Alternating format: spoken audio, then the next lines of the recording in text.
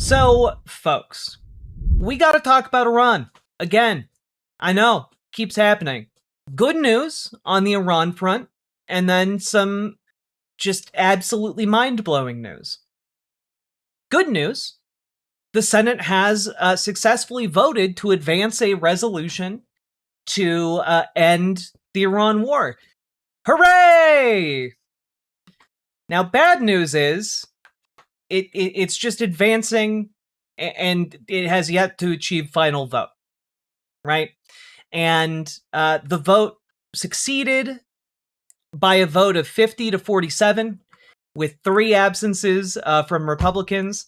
So if those 3 Republicans wind up coming back to Congress, a final vote will not succeed. So that's good news and bad news. The additional bad news is that, again, even if these war powers resolutions do in fact make it through both the House and the Senate, for some reason I cannot fathom, Donald Trump can still veto it. So what we're really looking for is building power not just for passing these resolutions at all, but instead building enough power to demonstrate that there is a significant enough backlash to this illegal and frankly horrific war that effectively we can either put enough pressure on Trump to just end it outright, or get a veto-proof majority in Congress, which is, of course, an incredible feat of organizing. But that being said, an important first step. Let's take a look here at the crazy news of the day. And that is this report from the New York Times, which I gotta be honest with you, this is maybe one of the craziest things I've ever read in my life. Early war goal was to install hardline former president as Iran's leader. An Israeli strike designed to free Mahmoud Ahmadinejad from house arrest in Tehran, U.S. officials said, was part of an effort to bring about regime change and put him in power. I cannot stress enough to you guys how insane this is, right? Like, Ahmadinejad was basically known as one of the most anti-Western, anti-Israel, anti-American leaders that Iran has had in recent years. Not only that, he hasn't really been a force in modern Iranian politics for years, right? And he came into power back in 2005. Like, this guy was like the #1 hater of America in the war on terrorism era. Wait, he's still alive? Yeah, he might be dead now. He was still alive. What we're looking at here is effectively a plan which apparently included coordination with Ahmadinejad himself. And, yeah, so I remember this because part of our early coverage of the Iran war included his house being bombed, and I thought that was kind of weird, right? Because he doesn't seem like the kind of target you would actually care about if you were bombing high-level strategic targets across Iran on day one. And we talked a little bit about it, but we kind of kept going. One part of that reporting was that Ahmadinejad was injured in that bombing attack. You know, I didn't really think anything of it. We haven't really heard much about him prior to this or after it.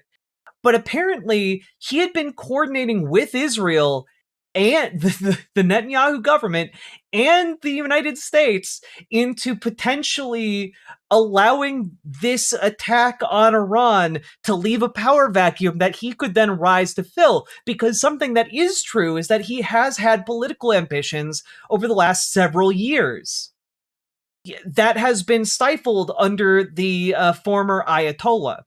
What this has in turn done has, like, allowed him to, like, I guess, move into this position where he's coordinating to try and retake control over the country. And then I'm not exactly sure what his subsequent steps would have been, because it's just step 2, question mark, question mark, question mark, step 3, profit. Apparently, what happened and what upset this entire move is that, one, Israel and the United States deeply underestimated how strong Iranian resistance would be. And number 2, after the initial bombing that was designed to free Ahmadinejad from his house arrest, his injury, apparently, I believe his leg was mangled in the explosion. He apparently changed his mind about wanting to run Iran, and no one has really seen or heard from him since. So we genuinely do not know if he is alive at this moment. We don't know if he's dead. But we do understand now why he disappeared off the face of the fucking earth. Because if he was in if he's in Iran and he's been colluding with both the US and Israel, and there's no coup fomenting to overthrow the Iranian government, he's one of the most in danger people in Iran. So I would presume he's gone to ground. He is either in hiding or on the run. But this story is so insane. So insane. There is no reason in the world to expect good-hearted collaboration from Ahmadinejad. Yet again, Israel is caught red-handed trying to prop up enemies of Israel that they feel they can control. It's exactly what they did in Gaza. It's exactly what they did with Hamas. They're doing the same shit, but they were trying to do it on a much larger scale in Iran. It is very, very bizarre. To say that Mr. Ahmadinejad was an unusual choice would be a vast understatement. While he had increasingly clashed with the regime's leaders and had been placed under close watch by the Iranian authorities, he was known during his term as president from 2005 to 2013 for his calls to wipe Israel off the map. Trump's Bolivia plot? Didn't some comrades take control of an airport or something? I have heard vaguely about what's been going on in Bolivia, but I need to do more reading. Balls deep, 6969. Nice. Thank you very much for the $5 super chat. He was a strong supporter of Iran's nuclear program, a fierce critic of the United States, and known for violently cracking down on internal dissent. So, basically every single thing that Donald Trump has claimed this war is about, Ahmadinejad has publicly made his entire career off of doing the things that Donald Trump says he does not want Iran to do.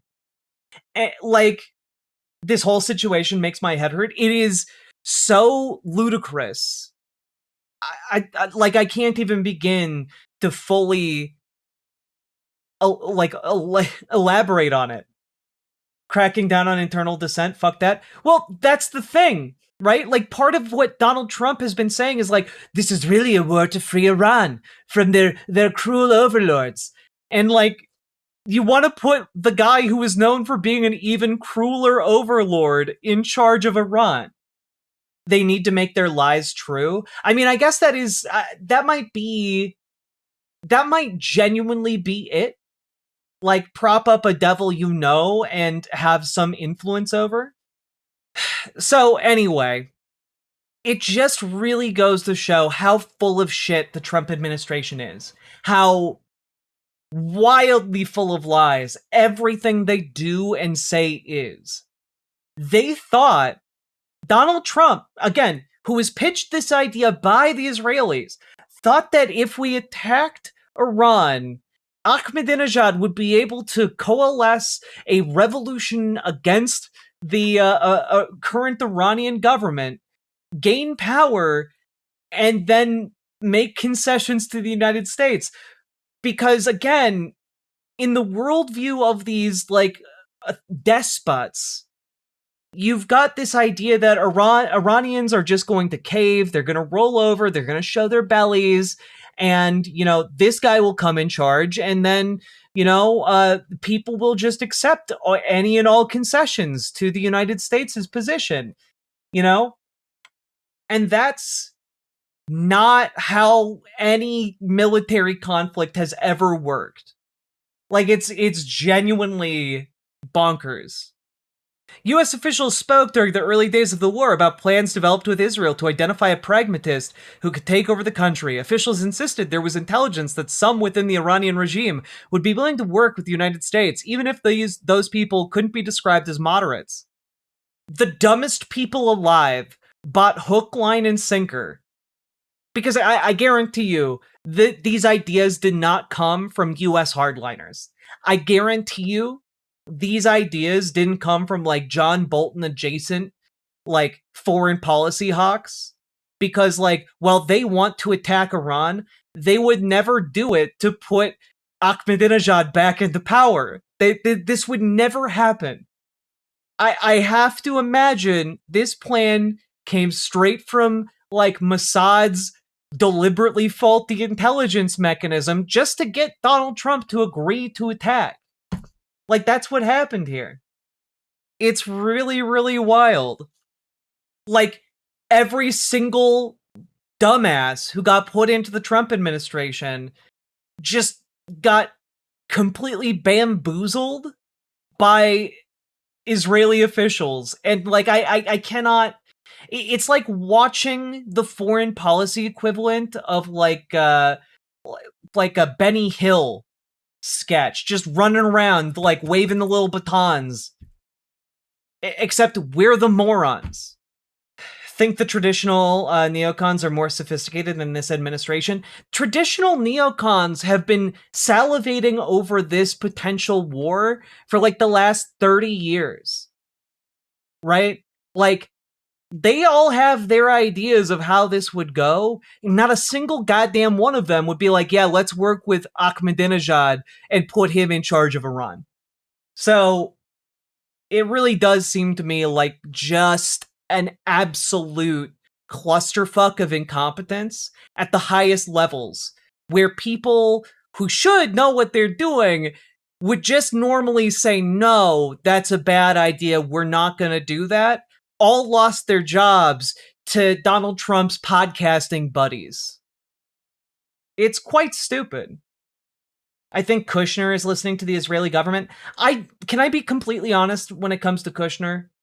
I don't think that Jared Kushner has any aspiration outside of being a cipher through which money can flow to the Trump family. That's it. He's not there to do foreign policy. He's there to do political corruption. Everyone is just looting the treasury. Well, Jared Kushner's job isn't to loot the US treasury. Jared Kushner's job is to try and loot corporations and foreign governments. His job is to loot their treasuries. It's quite embarrassing, to be completely honest with you. Anyway, this is just another day in the Trump administration. I don't even know if this is going to become a major story.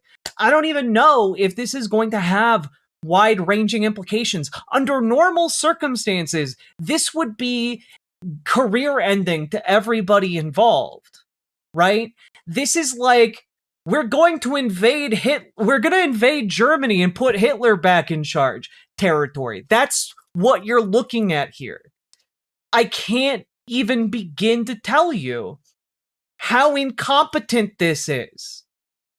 And every American should be furious that the people in charge of this country are ramming us into a goddamn iceberg every damn day, and we're sinking deeper and deeper into the ocean every day. And you know who's not gonna feel any effect from that?